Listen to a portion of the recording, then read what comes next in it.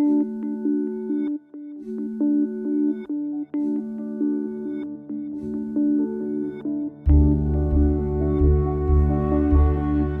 this is Bob Gurnee. I'm director of the Scottsdale Neurofeedback Institute and ADD Clinic.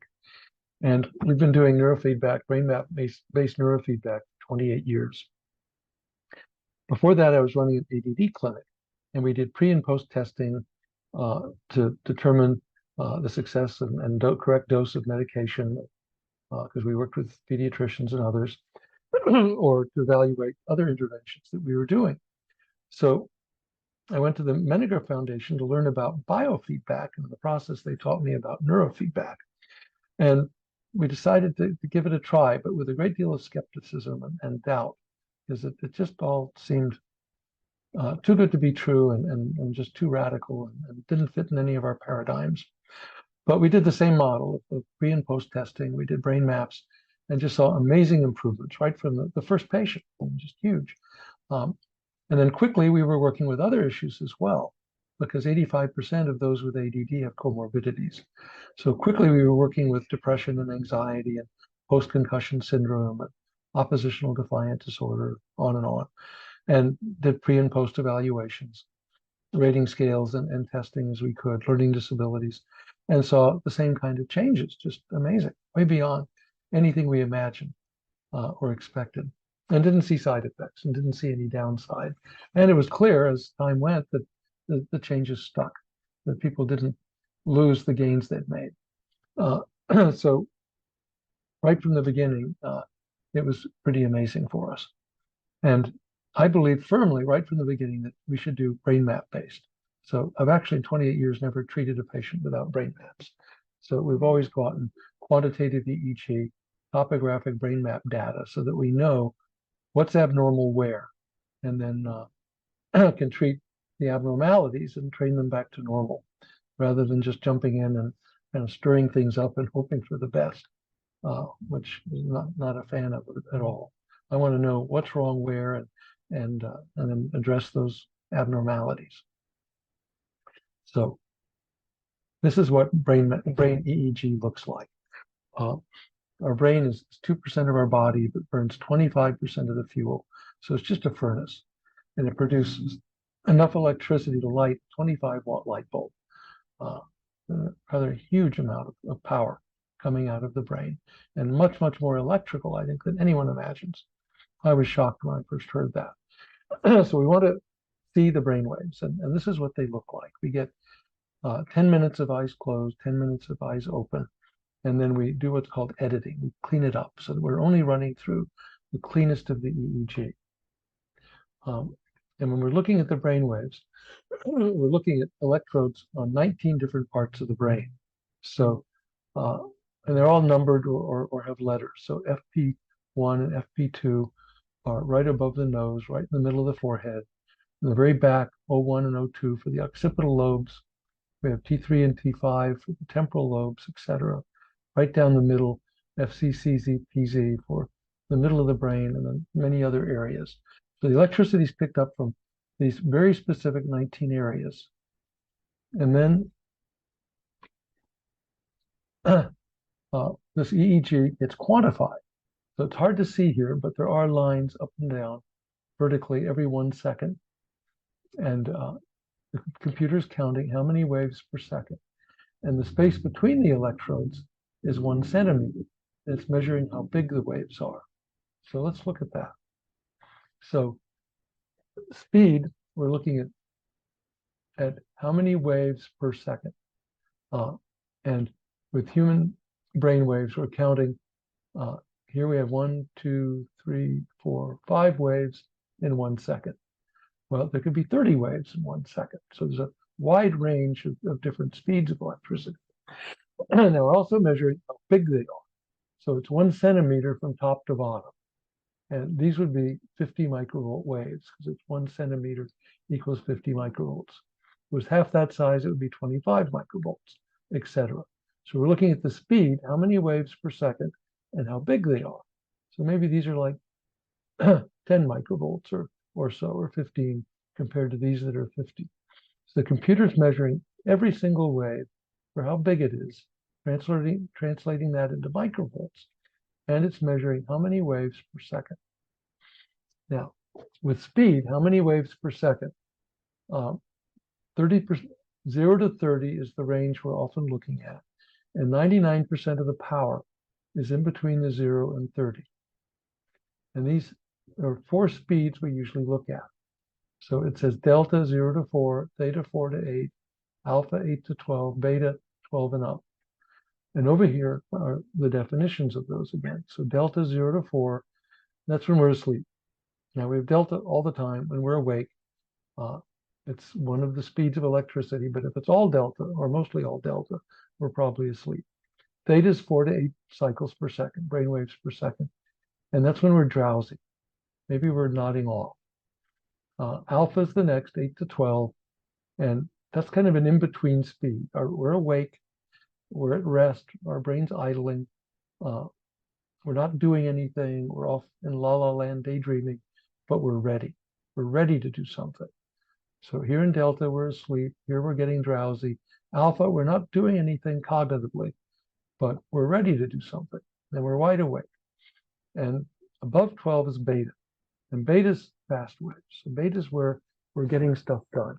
We're thinking, we're problem solving, we're driving a car in rush hour traffic, etc. Now, let's say we were driving a car in rush hour traffic and we came up to a stoplight. Likely we'd go back into alpha and we're daydreaming. Maybe we're thinking about a vacation we want to take. Light turns green and the alpha drops out significantly and beta is more dominant. And now we're being careful and problem solving.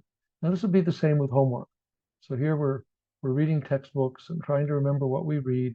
We put down the book and just kind of daydream. We go back into alpha. Now hopefully on our little break from reading, we don't drop into theta, because now we're going to be drowsy and moving towards sleep. So we want normal amounts of all these different speeds of electricity. We want the power normal, and we want the speeds normal. We don't want it way too fast. We don't want it way too slow. Now, alpha is a key speed. It's the dominant resting rhythm of the brain. Normal speed for the brain is 10 brain waves per second. And alpha and beta are inversely correlated with blood, theta as well. So when we move from a resting state to a task, alpha drops and theta usually drops, and beta goes up a bit, or at least the proportion does, and the blood goes up. So with normal rest, we're in alpha. When we do a task, the alpha drops, beta goes up, the blood increases. So we want the blood to increase with the task. So over here it says normal task, alpha drops a bit, blood goes up. But with ADD, it's the opposite. With ADD, with a task, the alpha goes up and the blood decreases. And we're going to show you pictures of that later. But that's one of the key issues with ADD, is not only is there frontal lobe dysfunction, it's too slow or too fast, but the brain goes the wrong direction with the task. So we want the blood to increase, not drain. And when alpha goes up with ADD, the blood is draining. So that's a critical finding. Now, we're going to go back. So all of this we're getting from the raw EEG. We can, computer's measuring the speed and power, and then it's running it through databases. So we're going to look at databases now. So the first two were developed in the 80s. One at Harvard Medical School, Frank Duffy and his team, and then at New York University Medical School by Dr. Eroy John and his team. They went out and screened, and it was almost simultaneous. The NYU was a little sooner, but separate. And they went out and screened thousands of people to find normals in every age bracket. You can't compare a 94-year-old brain with a 4-year-old brain. So we have to have different age brackets. We want to only compare 10-year-olds with 10-year-olds, not with 40-year-olds. So they were very, very clear right from the beginning that they had to find normals in a number of different age brackets. And then when we compare someone to what's normal in their age bracket, we end up with statistics on how they're the same or different than normal. And those statistics are usually in what are called standard deviations. And we have standard deviations for all the different electrode sites and for the different speeds. So we have standard deviations for delta, theta, alpha, beta, and other things. And we want these to be normal. So spot on normal is 0 standard deviations. So here P4, the back right part of the brain. In beta, we have 0.01. So that's just kind of spot on normal, 0 standard deviations. But in theta, at that location, we have 2.35 standard deviations. So that would be very elevated. Average ADD is 1.4 standard deviation. So that would be way above the cutoff for ADD. So we're getting statistics on all the different speeds of electricity at different sites and whether it's normal or abnormal compared to their age-mate peers. Oops.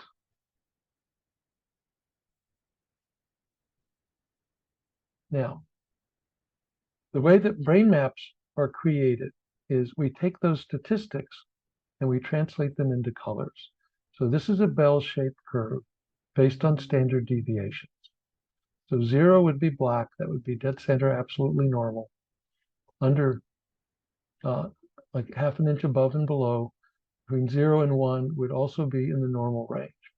So normals often look kind of mottled, where there's variation of colors, but mostly within that 1 or less standard deviations. So here we have normal. Here we have like 1.5 standard deviations. It's up in here. Too much theta over the frontal lobes. So that would be a good example of the theta subtype of ADD.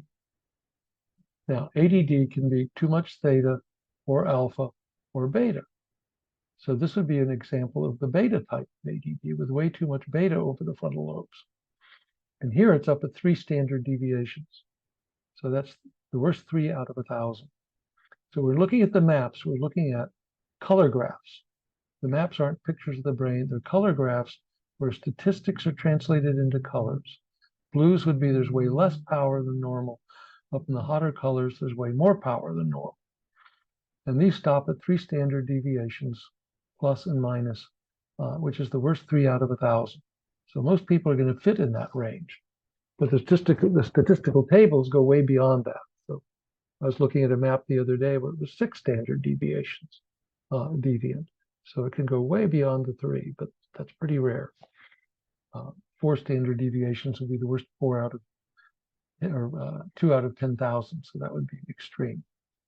So main point here is the maps are color graphs where there's statistical data translated into colors. You could go back the other direction.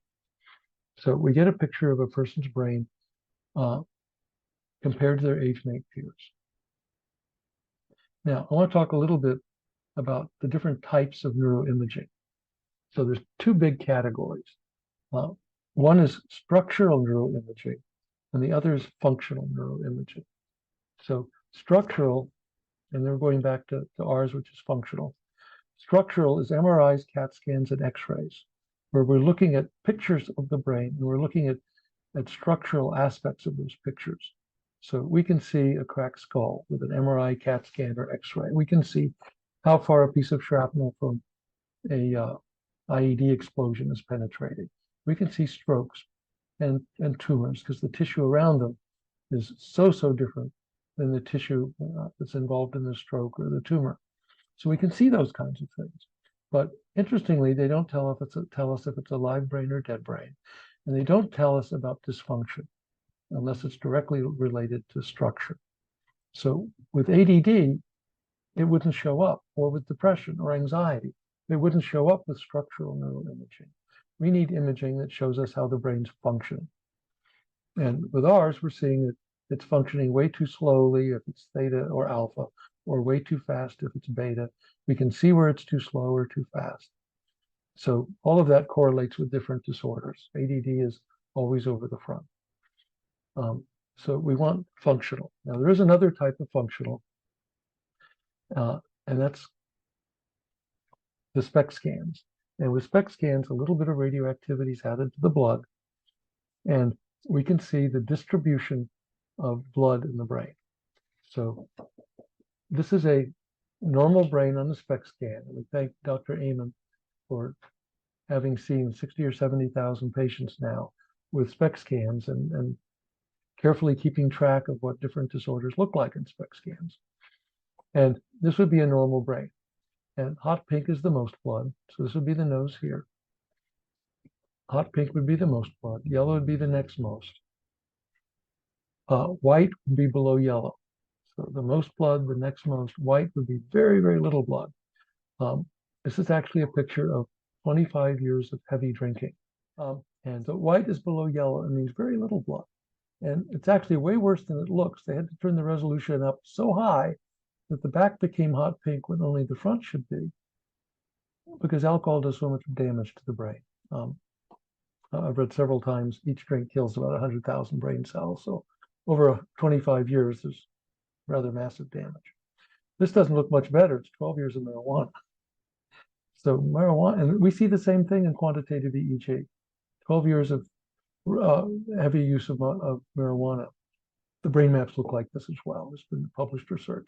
So we're getting the same data as SPECT scans do. This is 2 years of cocaine. We have little strokes. 20 years of heroin. You know, heroin actually, if it was pharmaceutical grade, wouldn't do much harm to the brain, but you don't get pharmaceutical grade on the street. So these are beautiful. We love them. But there's 4 big advantages. I won't go into the advantages of SPECT scans. It'd take too long, but there are. But the big advantages of quantitative EEG are, but one, they're safe. We can do them on newborns. We could do a brain map, the type we do, quantitative EEG, on a newborn every day for a week, they'd be fine. But with SPECT, there's a ton of radioactivity. They wouldn't maybe make it for a whole week of doing them every day. And they're much more expensive. There's a range of what people charge for quantitative EEG, depending on reports and how many databases, and et cetera. That can range from like $395 to $1,295. At our clinic, they're $595.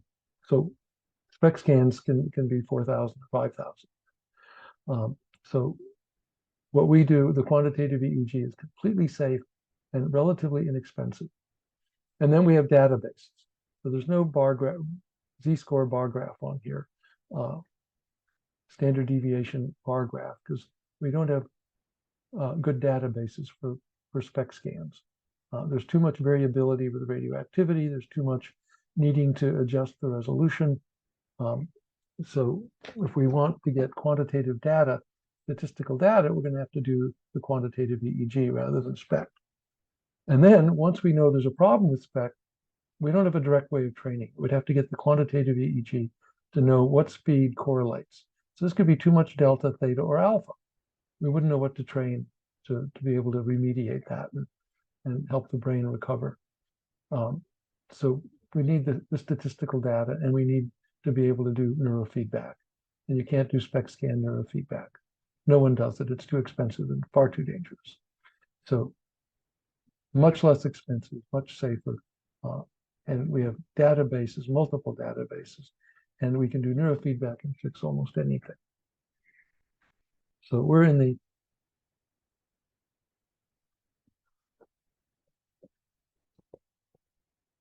oh dear, isn't moving. There we go. Now, these are PET scans. We're learning how to use this new program, so please be forgiving. I want to talk about different parts of the brain a little bit. So these are PET scans showing what lights up during a function. So, and we see problems with these areas with the maps we do. So this is the auditory cortex and Wernicke's, and this is the area that lights up when we're listening. And we see problems in this area with auditory processing. If this area isn't working like it should, information is going to kind of go in one ear and out the other.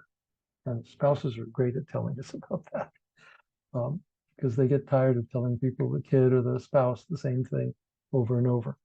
So their hearing, they get ace every hearing test, but if this area is dysfunctional, they're not going to comprehend and retain as well as they should information. Better to give them a Post-it or text them or something. So the maps show, our maps show what's wrong in this area. And it can be too slow, it can be too fast, there can be timing problems, there can be connectivity problems. It can fail to activate like it should. There can be a number of different things, but it's a limited number. So once we know there's a problem, we can look and see what's wrong. Dyslexia is the very back of the brain and the left side, not far from here. So this is phonics. So this is seeing the letters, and this is attaching sounds. Well, again, we can look, is it too fast? Is it too slow? Are there connectivity problems? Are there timing problems in the maps that we have, and train those back to normal? This is speaking words. And 18 years ago, a woman came in, hadn't said a word after a stroke for 7 years. We trained that area back to normal, and she was speaking beautifully. We initially told them no, we couldn't do it, but I got a little word from the Lord who said, do it. So we did. 24 sessions, she regained her speech after 7 years of not speaking a word.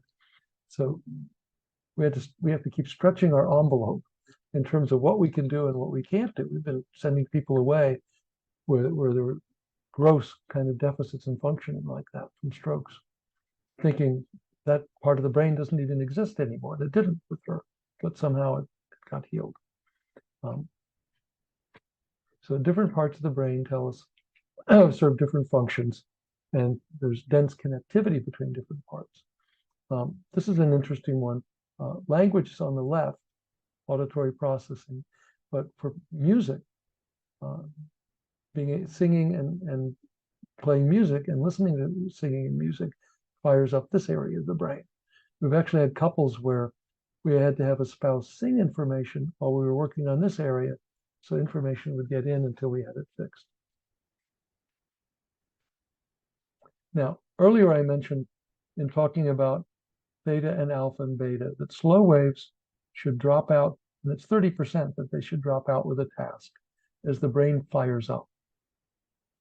Well, again, we thank Daniel Amen, psychiatrist and radiologist, for looking at what happens to ADD with a task.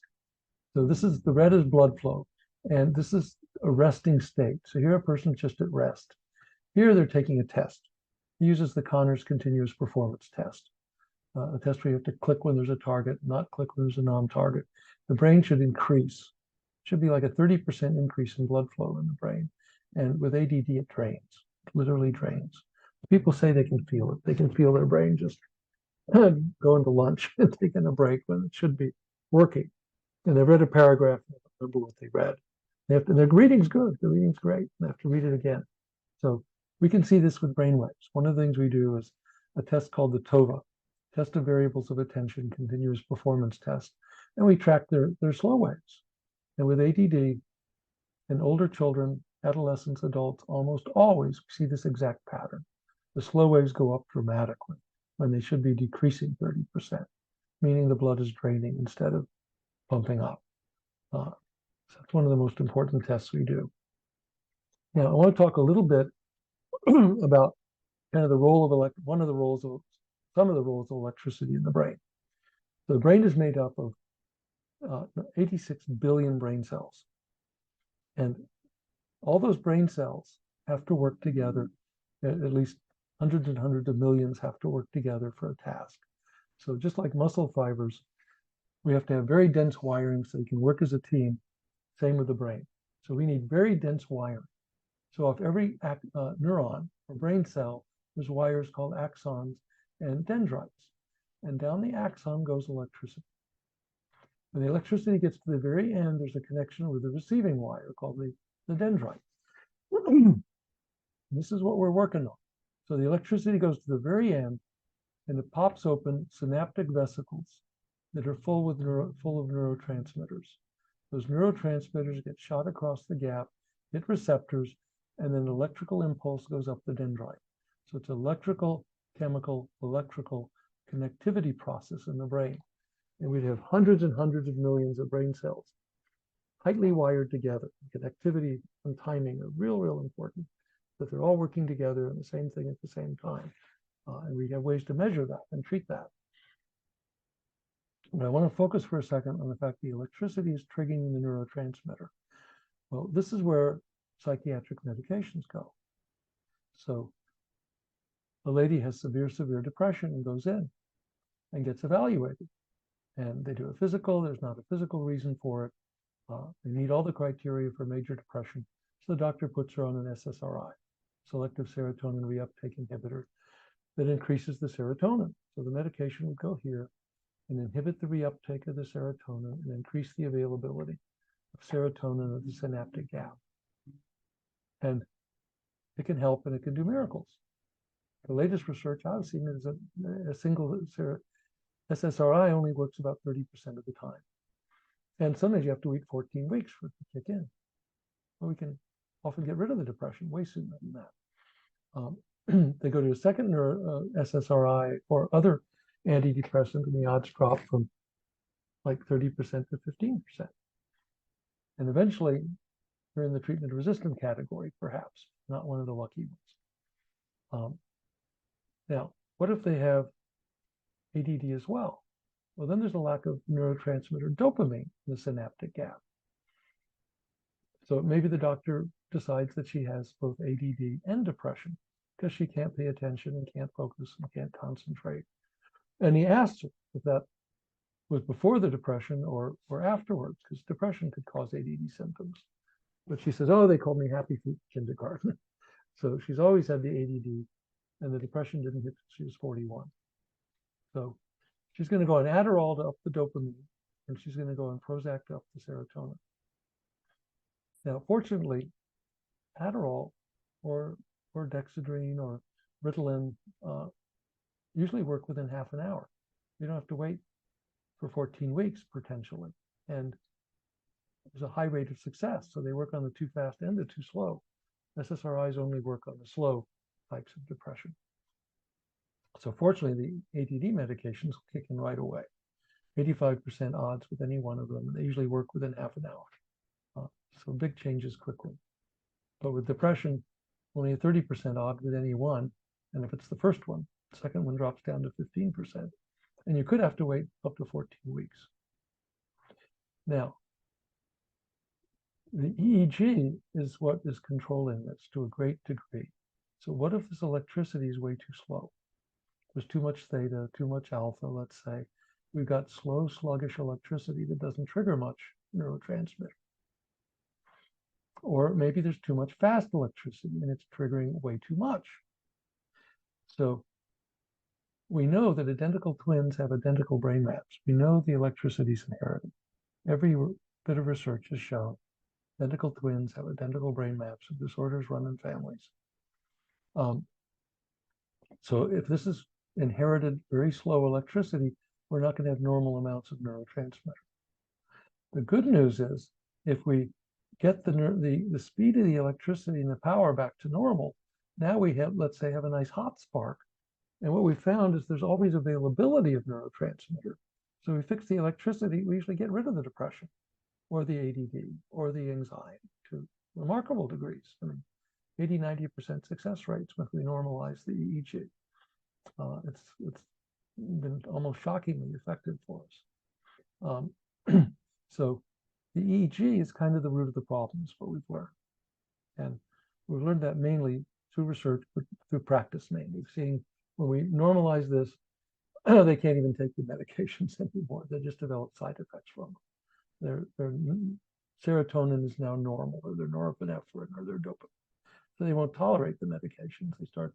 We tell people you may develop side effects as we do the neurofeedback, and that even applies to mood stabilizers like lithium and Depakote, or neuroleptics, like the medications used for psychosis. We have to warn people we're going to have to lower their doses as we go.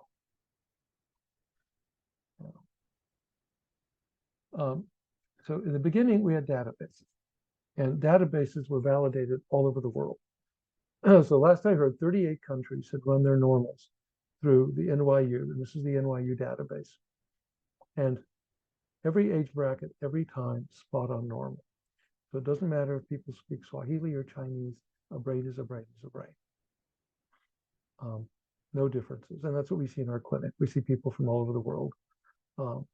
And they always look the same as all our locals do.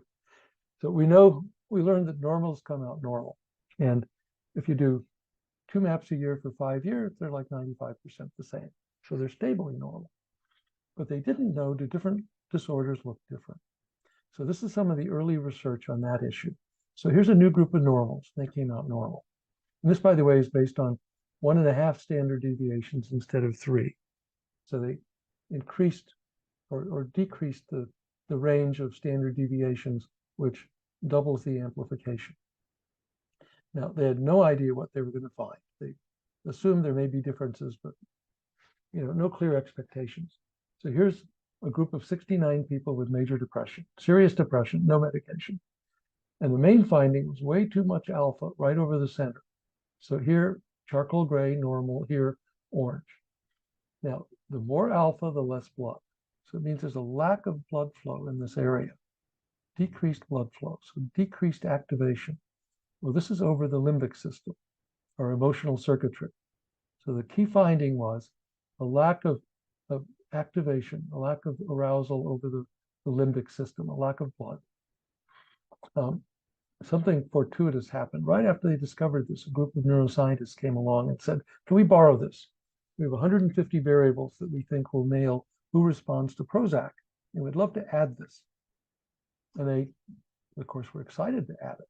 When the study was done, this blew any combination of the 150 variables out of the water. If you had that pattern, 70% responded to Prozac. And when they remapped those who responded robustly, that was gone. They went off the Prozac, it popped back up again.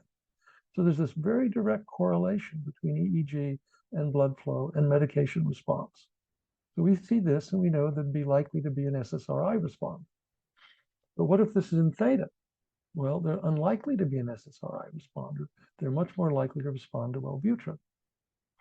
What if this is in beta? Well, we don't have an antidepressant that treats the beta type, and that's about half the people with depression. So we can train this away faster than Prozac might kick in. If it's average depression is 1.3 standard deviations, maybe in 30 sessions, that's gone. I mean, we can do 10 a week if we have to. So we can get rid of depression with very high rates of success and often very quickly. And even know if they need medication or want it, which one is most likely to be effective. So, and again, there isn't a subtype, a medication for the beta type. Now, this is bipolar. So this was 30 people in the manic state of bipolar. And the right frontal lobe in particular is way too much beta, way too fast, way too much blood flow, hyper-aroused. And when they go into the depressed state, they'd go back over here. So they cycle back and forth. And we have discriminants with the NYU database that'll tell us they meet the criteria for major depression, and then subclassification as to whether it's the bipolar subtype or the unipolar subtype. And there's times it's picking up this before it's manifested, so we get some very important information. Maybe we don't want to put them on an SSRI if we can see that they're likely to end up in the bipolar category, even though it hasn't manifested yet. Now, we'll go over this one quickly. Every study has shown the group average for alcoholics, 30, 40 days after their last drink, end of rehab, is way too much fast electricity. The brain is racing. Well, they took people with this pattern that had never had a drink, no tolerance, gave them 2 drinks, remapped them, and they looked normal. So alcoholics are actually self-medicating a brain dysfunction with precision. They've got a drug that's a CNS depressant, alcohol, that slows down a racing brain. So what's wrong with that? Well, after a while, it takes 4 drinks to fix it, and then 6 drinks. And they can quickly develop bad tolerance and become addicted. Well, what if we train that away? Research shows we get very big improvements. People go into rehab often, it's a 10% success rate or so. They leave with the same brain. Well, what if this is remediated? What if we get rid of that? We've had people who were drinking a case of beer a day, didn't want to stop, but we trained away the beta and they had to stop. They couldn't tolerate it anymore. We know what schizophrenia looks like. We know what mild cognitive dysfunction, dementia. Discriminants can even often separate between Alzheimer's and vascular and TBI-related dementia. So we can get a lot of information from the brain maps and help diagnostically. We'd never diagnose just from a brain map, but it can give us very important information. Often we had no clue they were bipolar, but we do some rating scales and find out they do have it. and it runs in the family. And interestingly, 80% plus of our bipolar patients also have ADD and OCD. So there's triads of things that tend to go together. So we have data on what different disorders look like, and can predict medication from it often. Now, this is a study I did back in 2000. All these disorders have subtypes. So back in 2000, I took 100 people with bad anxiety and found 6 subtypes. So 61% had way too much fast electricity. And they might be abusing alcohol or fentanyl or heroin or something to try to slow down this racing brain. But they might not. They might just be suffering. And it doesn't have to be 3 standard deviations. Average anxiety is 1.3, so it could be much less. Oddly, 55% had way too much alpha. We call this the diffuse alpha subtype. And you wouldn't expect alpha to cause anxiety. Counterintuitive. 23% didn't have any alpha because we need alpha to relax. But oddly, far more had too much. And 71% have a stripe down the middle. And that's from the cingulate gyrus. The Loretta topographic brain maps, we can see that this is usually coming from the cingulate gyrus, and it causes obsessing. So one of the criteria for anxiety is you worry too much. Another is you can't turn off the worries. You just keep worrying. It's very difficult to turn off the worries, and that's usually from the cingulate. They're obsessing and ruminating. And if the alpha is way too fast or the beta is way too fast. And there's 2 more that we've added to this, involving the default mode network and the anxiety networks that can contribute to anxiety. But we don't tend to see them without these as well. So they're kind of additional issues, but we rarely see them all by themselves. And often we have these without network problems. That's actually more common than not. So subtypes, 12 for depression. I don't have a card, there's too many. So there's subtypes for all these different disorders. And I want to talk quickly about discriminants. So a couple of the databases have discriminants. NYU has the most, the NYU or NX-Link database. So it has it for post-concussion syndrome and dementia and depression and ADD and learning disabilities and other things. Here's one where it was just a 59-year-old female came up with this patient's discriminant scores suggest the presence of primary degenerative dementia at 0.05, so 95% odds. Their electrical activity is consistent with a large number of people with known dementia. Now this can pick it up 15 years ahead of time, so we may be catching it way ahead of time. And then it says consider vascular etiology. Might say Alzheimer's, might say head injury, but in this case it says vascular. So we're going to want to send this person to get evaluated in any way possible to rule out vascular etiology. Are the carotids plaqued up too much? Is there something else going on where there's a lack of adequate blood flow to the brain? Maybe there's something medical that can be addressed. And with vascular, we can treat it. We treat strokes. So we can maybe remediate this significantly. If it was Alzheimer's, regrettably, no one's found a way with neurofeedback yet to stop the disease process. We can remediate damage done to a degree, but the damage just keeps getting done. So it's a disease, so we can't treat diseases. So number of different issues, including schizophrenia. We have a discriminant for schizophrenia, and it can separate out whether the delusions and hallucinations are from bipolar or schizophrenia. Just this week, found someone with the discriminant for schizophrenia was positive and for bipolar. So that could be schizoaffective disorder if it all pans out, which it usually does. So discriminants are invaluable. The NeuroGuide Thatcher database also has discriminants for head injury and for networks and for concussions and for learning disabilities. We've found discriminants to be very, very helpful. So in addition to getting brain map data, we get statistical data on what disorders they match up with. Here's one for ADD. So down here, they're compared to a large number of people. Robert Chabot at NYU did this research, and it says 95% match with a large number of kids with ADD.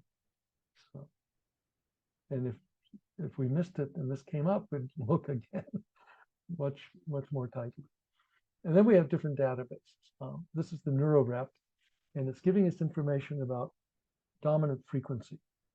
The dominant frequency should be 10 cycles per second. There's orange dots at 10. There's also orange dots at 11.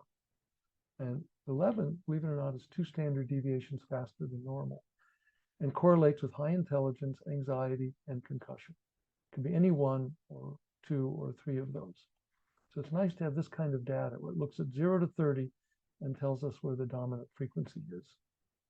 And we have patients where it's up at 20 and they're horribly anxious, or it's down way too slow and indicating that there's been different types of neurological insult, usually head injuries, but it could be hypoxia or other things. And we want to get this normalized. We want to get the dominant frequency where it should be. So this is the NeuroRep. And then we have data on coherence. So coherence is connectivity. It's how 2 different parts of the brain are working together. And there's optimal rates of different parts of the brain connected and working together. And there can be disconnections where it's blue or overconnections where it's red. And neurofeedback can treat connectivity very effectively. This is another measure of connectivity from NeuroRep called multivariate coherence. And all of these should look like this. So like the ones in the 3 in the back, occipital lobes and the parietal lobe should be very tightly connected. And ones on the left should be fairly tightly connected. But you can see here, there's lots of disconnection. These are sticking out way further than they should be. Here they stop just like a 1/4 of an inch. Here there's almost nothing between here and the side. This particular pattern of disconnection on the left, Dr. Coben, who's done a ton of work with multivariate coherence and treatment thereof, has found that that's the most common network dysfunction, coherence dysfunction, and depression. So he calls that the depression network, and we see that routinely as well. Now this is phase, and phase is timing. It's our signals getting where they're supposed to be when they're supposed to get there, or they're getting there too soon, or they're getting there too late. You don't want to get to the train station after the train's left. So timing is very, very important. And we have good statistical data on, is it too fast, is it too slow? Because we want the connections to be in the perfect timing or close to it, as well as working together, the connectivity. So there's coherence for connectivity and phase for timing. Now, I mentioned earlier in passing that with ADD, blood drains from the brain when it should be pumping up.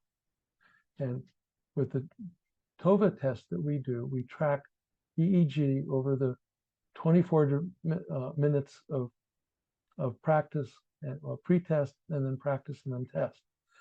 And this is alpha. And we know from research that this should drop 30%. One study was done at Mayo Clinic in Rochester, Minnesota. They had people at a resting state and doing a mental arithmetic task, and alpha dropped 30%. Well, here it's starting out around 10, and here it is up at 17. It's gone up 70% when it should have dropped 30%. So we do this on everyone where we're suspicious of ADD or other cognitive deficits.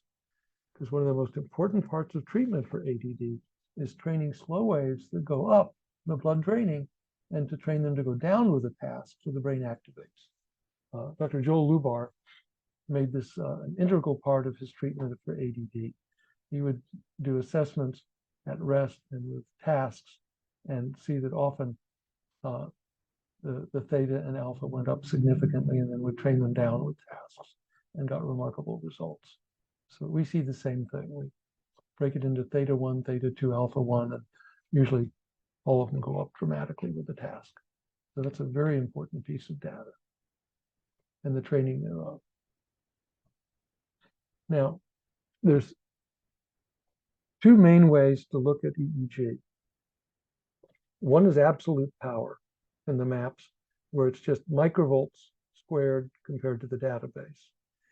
And then there's another way where you look at what percent of the power is in each frequency band. And Dr. I.E. Cook and Andrew Luchter at UCLA did a study comparing quantitative EEG with absolute power and relative power with PET scans, looking at what was the correlation with blood flow, because PET is measuring that, and found that the relative power was far more accurate than absolute power. Another study I came across recently, I don't have a slide of it, found exactly the same thing, that relative power was far more accurate than absolute power in looking at EEG. And we found very, very strong correlations in the clinical symptoms with much tighter correlations with absolute. We're going to stop here, and next talk we'll go into absolute and relative power, because it's a very important issue, and there's a lot of controversy and confusion about it. So it's important to know which maps to rely on most strongly, which correlate with symptoms and disorders most tightly. So next time we'll talk about absolute and relative power, and a few other things to get a comprehensive picture of what brain mapping is all about and how we use it to help our patients to remediate their symptoms and dysfunctions. So thank you for your attention. It's been a pleasure talking about all this with you.